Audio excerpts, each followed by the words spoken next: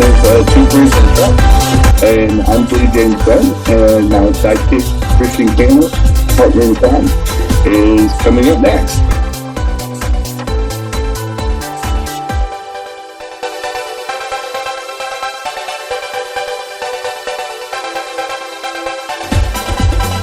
Hey everyone, I'm Jim's sidekick. Welcome to Two Queers in a Truck. Hi y'all. See you soon.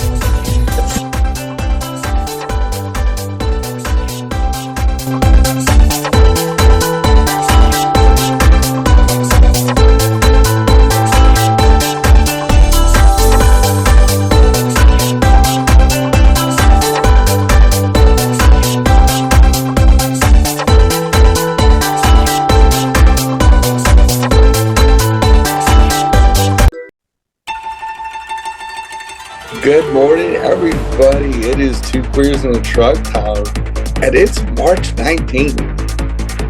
What a wow. I mean, wow. I blinked in the year. I mean, it's already, like, I'm a little blown away. This is Christian, Jenny, as usual. If you are a long-time listener, you know who this is, and if you don't, welcome to the Thunderdome and the hijinks and the fuckery that goes on in this show. If you're easily offended or conservative, especially a religious conservative, I don't know Two Queers in a Truck's going to be for you, but strap in or strap on. Here we go. It has been a wild year. 2025. We thought 2024 was going to be weird because it was MAGA versus Biden, part two. But I think 2025 is definitely more surreal. Elon Musk's daughter is in the news again, and she's speaking out against her dad, of course, because she can't stand him. This is the daughter that he had with Grimes, the musician, and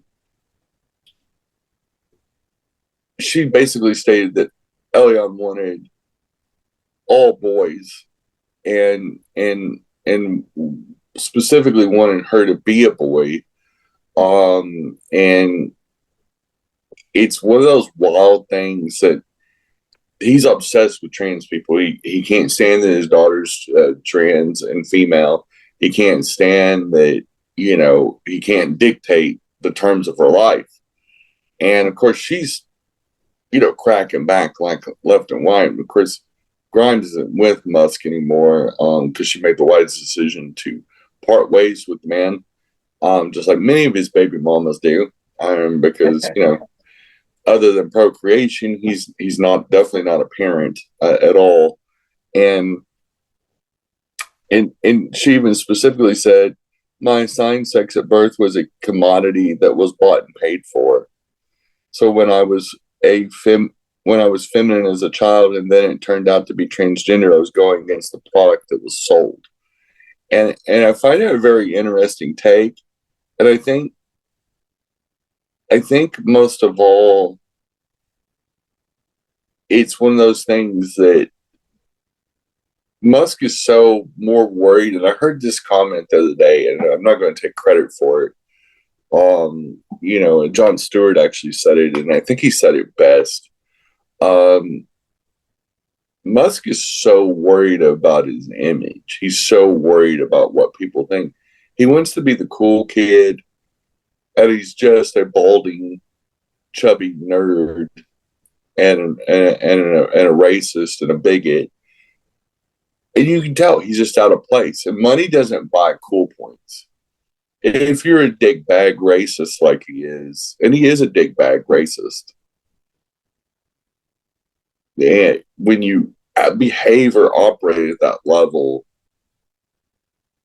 you're going to be exposed, just like Trump, just like all the MAGA. These people don't want to be called out as what they are when you can clearly not see the issue. You may be a problem. And it's the difference between even a true conservative and a MAGA.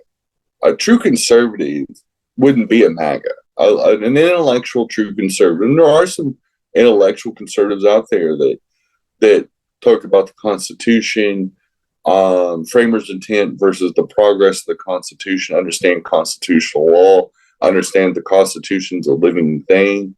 There's no such thing as a constitutional purist because our country's evolved and nobody can do that, but they want to conserve the rights and human rights of people. And a true conservative shouldn't be bigoted. If you're a true patriot, you would love all your neighbors. A true conservative would want people coming to this country to make this country better. They don't fear competition. In fact, a true conservative would be something like my dad that loved his country enough to sacrifice his body and is a wounded warrior, and also loves his country enough to vote the right way when push comes to shove. And that's a very, very powerful statement. It's understanding the difference and setting aside whatever beliefs you have to accept your transgender queer daughter like he did. That's a true conservative because they put their feelings on the back burner for their strongly held beliefs of family, their country, and their community, and they truly love thy neighbor. We know some conservatives, what Christian and I do. We know some conservatives are legit conservatives that aren't chomping on paint chips and acting like flailing around but like a bunch of impotent jerks. And that's the difference. And it's just like there's some liberals in the Democrat Party, like Bernie Sanders, that has done nothing in Congress for 30 years. And then there's people that roll up their sleeves and actually do something in Congress and actually are progressives. And that's the difference between a liberal and a progressive. And that brings me to the second target, is that the Democrats do themselves no favors. There's too many liberals in the Democratic Party. We need more progressives.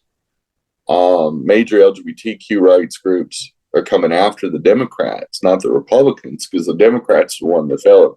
We expect the Republicans to be based on hate, based on the fact that they've been at the knee and are fellatiating, Trump and Musk and have gone into a charisma cult that's only going to spiral down the toilet bowl drain and in the shitter and in the sewers of politics once and for all. Kind of like the way George Wallace went and so many other idiots in history. This is why you read history. This is why you crack a book. Don't be a dipshit. Be a Dr. King, not a George Wallace.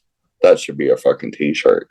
And the reality is groups like PFLAG, GLAD, human rights campaigns said elected Democrat officials have pushed back and voted no, exercised their veto authority, and stood up for champions for the LGBTQ people, especially for the transgender community in the past.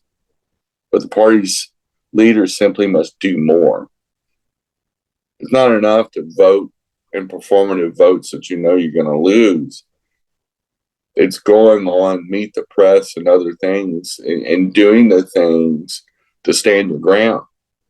Because if you don't stand your ground, you end up on a slippery slope. When you end up on a slippery slope, you end up in the sewer with the Republicans. Then you're actually worse. You're worse than the MAGAs because you tell us one thing and you do another.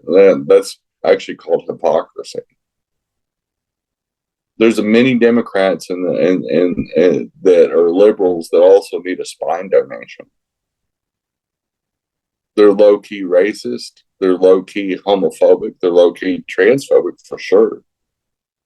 Democrats have done a shit job of defending trans rights in 30 states. So there's some form of fashion. Trans adults and trans children have lost rights or access to things in over 30 states, 60% of the states.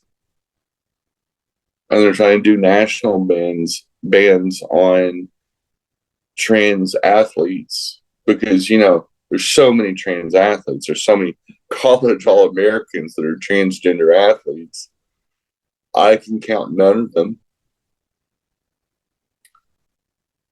In Olympic history, a transgender woman has never won a medal. never even placed in the top 10. For all of our dominance in the last 20 years, none of them have reached the podium in either the Winter or the Summer Olympics. So I don't see where we're the threat, where we're overwhelming when we are 0.25% of all women. And I'm talking about 0.25%, not 25%. I'm talking about we're 1/4 of 1% of all women total in femme identities. Even if we all played sports, which I'm too chubbies and too old to be out playing pro sports, that window closed about 3 decades ago for me. And no matter what the sport was, unless it is running a business, if they have an Olympics for business owners or advocates or something, which I don't think they're going to pay me to do unless I go on Shark Tank or something.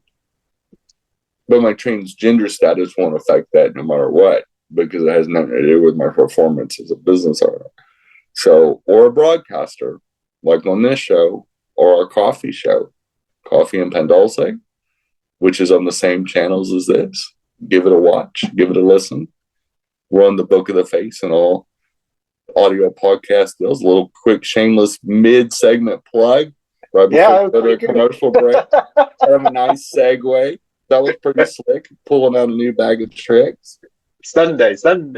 We got guns that look like knives and knives that look like guns. It's a bonus time. But the truth is, this existential transgender thread, next they're going to be blaming us for not laying enough eggs. But we are actually up against our first commercial break, and we'll be right back with some more Two Queers in the Truck. Hey, y'all, this is Jenny with Two Queers in the Truck, and Christian's along with me. And we're just having fun, and we're looking forward to the 2025 season and super excited. We have some neat things going on in our whole family of shows, including Coffee and Pandolce, and many new shows that are brewing. Get it. And we are excited for 2025 and all the chicanery and other things that comes with it. So happy New Year, and we'll see you on the flip side. Bye, y'all. Bye, y'all. Bye, boo. Bye, boo. Hey, everyone. Thanks for watching the Two Queers in the Truck Show 2025 edition. We have a new special show that is coming on as part of the Canis Media family of shows, and it's the Tony Foreman Show. And they're going to talk about a little bit different things than we typically talk about on the coffee show or the queer show that we often reference. And it's going to be a little bit more of a serious show, a little bit more talking about very specific issues amongst Latin, Latino men and Hispanic men. Tony Foreman is Afro-Latino. And then I'm assuming that Christian's going to be on the show as well, which is a Latino male, a Tejano. And they're going to talk about things that are probably important to their generations, to what's going on in pop culture and where they fit in the world. And I guess that's always the existential question. Why am I here? But anyway, if you want to know why you're here, and whether you fit in that demographic or not, it should be interesting. I know Tony and Christian will keep it light and funny, and probably a little bit of silliness in there too, to boot. Well, I'm looking forward to listening to it myself and not having to actually produce a show all the time. But please tune in at 10 o'clock on Wednesday mornings when that show drops, and enjoy more shows from the Canis Media family in 2025. Thank y'all. We are back. But I find that it's weird the Democrats have not really defended us. And what they have has been a performative nod, almost like in football. If you know anything about football and linemen that do blocks, every once in a while a lineman will just do a lookout block. That's where they kind of turn to the quarterback and go, look out, you're about to get hit. That's kind of what they did to the transgender community. They just kind of matadored the bull and let us get trampled. We've been on our own for about 8-9 years.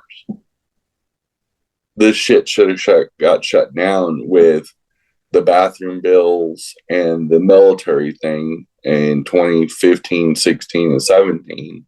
when the big crybabies and sissies of MAGA lost marriage equality because they didn't want queers to get married. They wanted to keep that suffering of marriage to themselves.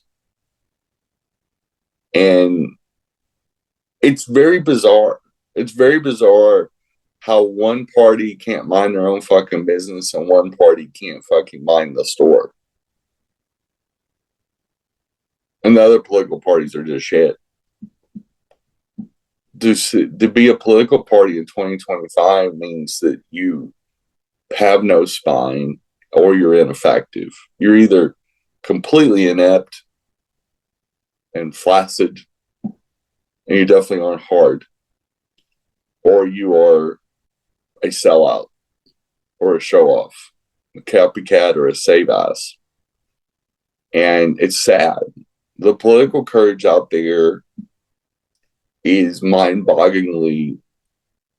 I mean, we don't even have a Bill Clinton on the scene, much less an Obama. We don't have a Dr. King anymore. We don't have a Jesse Jackson. Hell, we don't even have a fucking Jesse Helms or a Newt Gingrich. I'd take a Newt Gingrich right now in the Republican Party. But I guarantee you he wouldn't fit in, which was wild. That he was a standard bearer in the 1990s. And now somebody with a character like a Newt Gingrich or a John McCain would be exacerbated and would be banned from the Republican Party. They would be called a rhino. Legit conservatives, legit people that either serve their country or had the ability to work with everybody in all walks of life, realizing ultimately history will judge them on the performance of their job, not what they say they did. And they're not the kind of men and women that led from an ego, but they realized they had a job to do. They were elected to an office that had a job, or there was somebody like Dr. King that went beyond themselves, walk the walk, as much talk the talk. We just had Black History Month, and we just had Dr. King's Day back in January, and you got to wonder where all the heroes have gone. As we watch people cower in cowardice and in apathy, and oh, that's too politically expensive to do. Price is too high. You know, people are suffering, but it's no big deal. They're always going to suffer. So why should I stick my political neck out? These are the kind of politicians and advocates in the past that went where angels didn't tread. Even in AOC has been a performative mess. She's literally disappeared. She's become a cartoon character of herself, and it's shameful.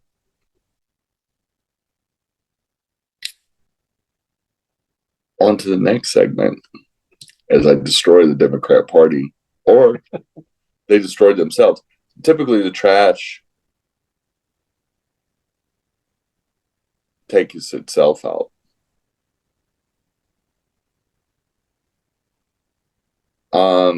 Interesting and amusing article from LGBTQNation.com. Transgender minds are a Republican secret weapon to discredit their pro-trans science. Trump said, What? Yeah. What was that? Trump said the U.S. spent $8 million to make mice transgender. Oh, yeah. And the reason behind it's even worse.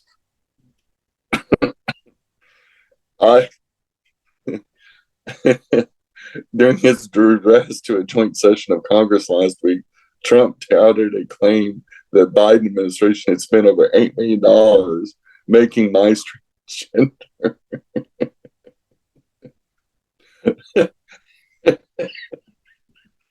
Hey, here's the thing. Democrats will be afraid to even push back on that. They'll tuck their weenus between their legs and run. Oh my God. Biden paid for transgender mice to the tune of $8 million. Look, here's the thing. If we did, don't do it on mice. Just hand us $8 million grants and a whole bunch of us can get surgeries and medicines. Like, for fuck's sake. What would be the point of transitioning mice? Because all the meds that we use, like hormones, for example, non-transgender people use too.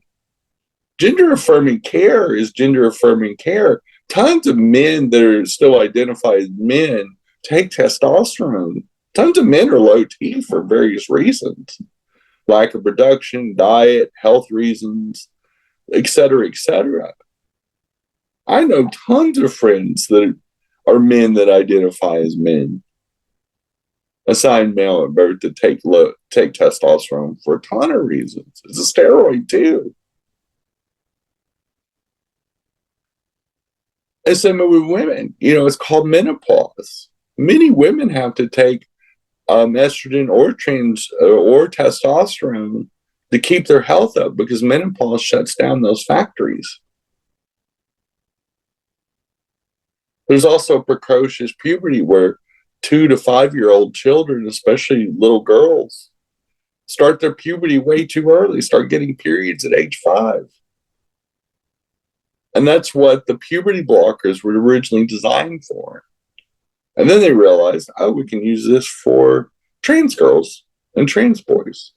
We can pause puberty and give them a chance to go through puberty only once instead of twice. Because, that's the wisdom. Because why make somebody go through the miserable as fuck puberty twice? I know I've gone through what feels like a second puberty, also feels like you go through menopause, by the way. Especially when you do it in midlife like I did it. It's not fun. Had doctors been more proactive in the 1970s and 80s, I would have only gone to puberty once. I wouldn't have suffered with suicide ideation. There would have been definitely a different life than I had in so many better ways. Because just like if you're proactive with medical care, whether it's veterans coming out of war, and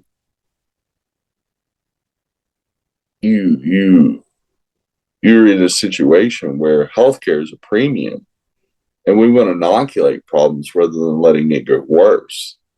Like when you first, it's the same logic as that if somebody, I don't know, you do a biopsy on a tumor and you find out it's cancerous and you go, well, what level of cancer? It's stage 3, but stage 4 is the worst. So it's, hey, do you want to wait on these treatments?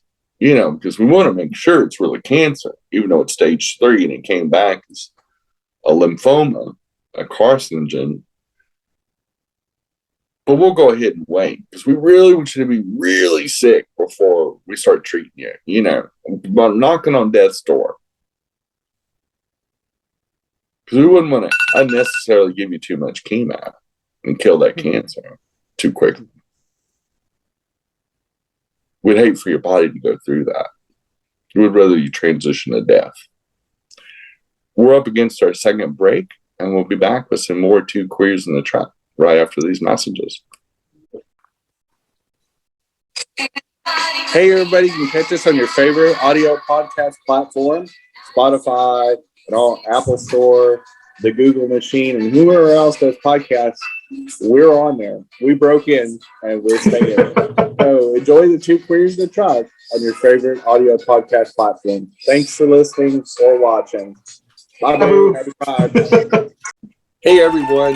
Hey, thanks for listening to Two Queers in the Truck. And got an exciting new show coming on this year for our Canis Media listeners, which is basically the coffee and the Two Queers show, including the one you're listening right now. We have a new one called Esperaz K. And it's with an exciting young host that we've had as a guest host in previous years, named Urente. And he's really going to talk about the focus on young Latino and Hispanic community issues and challenges that come with being young and being Hispanic in America and honestly, there's a lot of interesting topics, and of course, he has a perspective of a Gen Z person, which is way different than Christian. We're on the opposite end of life, but it's fun, it's fascinating. I know he's always been a great guest. I look forward to listening to his shows in 2025, as should you. I think it's going to be a special treat. It's like the Guns and Knives shows. If we have guns, then we have knives. So anyway, listen to our family of the shows. We start dropping on Wednesdays at about 9 or 10 o'clock in the morning. And we keep on dropping the shows until they're all dropped like Easter eggs. Drop. It is weird that the Easter Bunny doesn't lay eggs. But anyway, I hope y'all check out your Save's new show, as is many of our other great new shows in 2025, plus our old standbys. And we'll rock out 2025. Thanks for listening, as always. Bye, y'all. Bye, boo. Bye, boo. But it's the same moral. It sounds stupid when I say that. No doctor in the world would ever say, it's a stage 2 cancer, no biggie. You know, it was just a baby stroke. I don't think you need to use all of your left side. You got most of your left side and all of your right side still working. I know you speak funny and you're drooling into a cup. But at the end of the day, those extra medicines ain't going to do you any good. It may do more damage or may get you addicted to something. We'll just let it take its natural course. We don't do this with other illnesses or special needs or learning disabilities. Oh, you'll grow out of that learning disability. No big deal. Doesn't matter if you don't graduate high school. Can't have any. We wouldn't want you to have too many pesky, marketable skills to where you will have to do manual labor only because you didn't get an education of any kind. You know, we could prevent all that suffering. But what's the point of that? It's just wasting government money on that, and you're not worth it. We don't want you to have any special rights. Even though you got some special needs, no big deal. Not being able to read properly and write properly is kind of normal. We never apply that logic to anybody, but being transgender is a medical condition as well. And for some odd reason, people think that they know better than doctors, even though there's not a doctor in the world that's worth their license that would ever tell you, don't transition. Transitioning and trans surgeries to transition, to feel better about ourselves, to be aligned with our true identity, our lifelong identity, have less than a 1% regret rate. The lowest of any medical treatment out there. Even breast augmentation has a higher regret rate now for cis women. I think it's like 15, 20%. Regret breast augmentation. And with transgender women, it's not even 0.5%. Massive difference. Why? Because one is an optional elective deal to make our boobs look better. One is a necessity to navigate life because that's the expectation of society that women have breasts. Except for Elon Musk. He had some nice breasts before he got liposuction. And his gender surgeries and his hair plugs. He could have tried out for the sequel to The Whale with Brendan Fraser a few years back.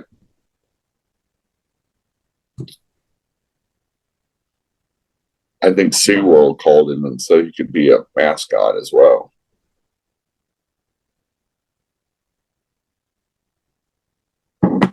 But I'll tell you, without a shadow of a doubt, it's stupid. It's stupid to tell somebody they don't need medical attention because you don't believe in what they have. Medical science isn't based on belief. That's religion. They're getting confused with their cults. Science is not a cult. Science is science. Medical science is trial and error and using the scientific method that we learned in the 7th and 8th grade. Basic science classes, one of the first things they teach you is the scientific method of testing hypotheses and all kinds of stuff like that. And even somebody like me that doesn't have a major formal education at all can figure that out. And we got the Google machine that can also tell us stuff like that. But you know, common sense ain't so common anymore. Now we go by our feelings. Well, I'm here to say, fuck your feelings, MAGA. Suck it up, Buttercup. The shit sandwich of history is coming for you. Because you guys will end up tearing each other apart, and you'll need us progressives to pick y'all up, super glue y'all's pathetic lives back together again as we save this country once again. We'll need another FDR, another Obama, another Bill Clinton, another hero to save this country, or more, when this country completely shits the bed in the next 4 years because of y'all's hijinks and fuckery. Because y'all are dumber than a sack of hammers. And it's really, really bizarre. And also, too, what's really nice is Trump's cabinet is starting to push back against Musk. They're going to tear each other apart. They already are. And it's one of those things where the more Musk pushes, the more Musk grandstands, like Musk always does. That's how he destroyed Twitter. That's how he destroyed Tesla. That's how he destroyed PayPal. Is that Musk's ego is so oversized and unwarranted. But he's such a scammer. He can raise money for buyout companies. He just can't run them. He's not very smart. In fact, he's not very smart at all. He challenged Jon Stewart the other day when Jon Stewart invited him on. Musk stepped up and said, "Oh, I'll come on the show. I can handle Stewart." And then he backed off real quickly when Stewart extended the invitation and made sure he was invited publicly. By the way, he's no match for Jon Stewart. It would be like Muhammad Ali against a 12-year-old child. In a battle of the wits, Musk goes unarmed. Look at some of his most of his interviews are tragic, but that would be one of the most tragic ones he'd ever had. Of course, he obviously ended up backtracking so fast he got whiplash. There was no way in hell his handlers would let him go on the Jon Stewart show, the Daily Show. It'd be like putting him through a paper shredder. That'd be like having him on this show. Oh, I would love it. You know, I'll publicly extend an invitation to Mr. Musk. If Mr. Musk listens to our show, which I seriously doubt, but if he ever wants to come on to this show and be on Two Queers on a Truck, he'd probably actually enjoy it if you hang out with a few queers. I got to my suspicions about him anyway. But if Princess Musk would come on here, I would gladly interview him. But I will say, there will be no questions out of bounds. I'd very much like to ask him a few questions, some questions, and just see where the chips fall. He can even wear his little cowboy hat and feel like a big boy. Maybe some assless chaps. Ooh, no, never mind. Yeah. Luckily, I hadn't eaten breakfast yet. Yeah, it's too early for that. Too early in the morning for that. Oof, that'll wake you up. A big old leather vest on Daddy Musk with a cowboy hat and some leather chaps. Woo! Talk about the Village People part 2. Well, yeah, that would turn your stomach. definitely underwear modeling, Calvin Klein ads like Marky Mark, and definitely not going to be in the cards for Mr. Musk. It's had a lot of enhancements, that's for sure. It's kind of bizarre. But anyway, I mean, you think with all that money that he could buy a personality, like he could get a personality coach. I mean, if I was worth 150 billion or whatever I'm worth, which I don't think he's actually probably worth that because it's probably all paperwork, just like Trump is more worth on paper than he actually is. You'd think he would get somebody to coach him up, like a life coach or something. Hey, you know, Boo Bear, maybe you shouldn't say stuff like that. Maybe you shouldn't be abusive to your daughter. No matter what you think, you're not a doctor. You're not even really a CEO. You're kind of an idiot. And you're sounding like an idiot. And this crazy stuff doesn't seem like it's going to end. But it is at the end of the show. That was our 6th segment. And we'll dance on out. And we will see y'all next week. Bye, Boo. Have a great week. Well, thanks for listening. Hey, thanks for listening to Two Queers in a Truck. It's Christian and Jenny, as it is every week. And we appreciate y'all. You know, it's springtime. It's 2020-25. And we're rocking it out. Only got 3/4 of a year to go. Wow. And we'll see you next week on some more Two Queers in a Truck. Bye, y'all. Bye, y'all. Bye, Boo.